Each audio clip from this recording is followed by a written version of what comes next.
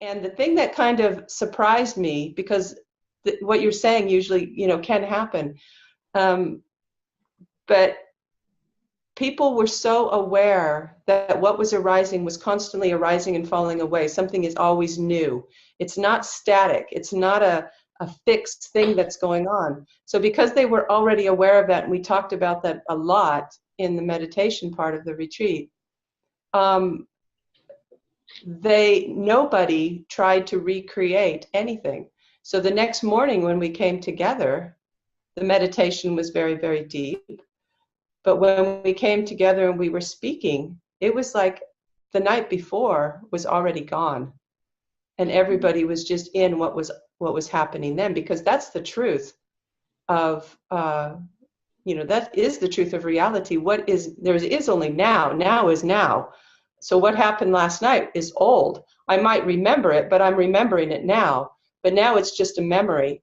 And so as long as I'm not trying to hold on to anything now, then all that potential, all of that creativity that was happening the night before is also happening now. It just may look a different way. And so that's one thing we really, I speak to people about, and we teach that here, is, consciousness itself and being able to be completely present. It's not always going to look the same way. It's not always going to feel the same way.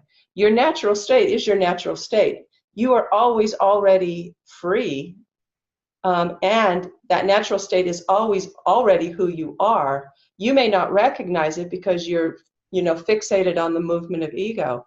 But the truth is even if you're fixated on the movement of ego, who you are is who you are. So if you just know that in your own experience and you're willing to renounce the habit to grasp, then you start to recognize that this creativity is always available and it looks different.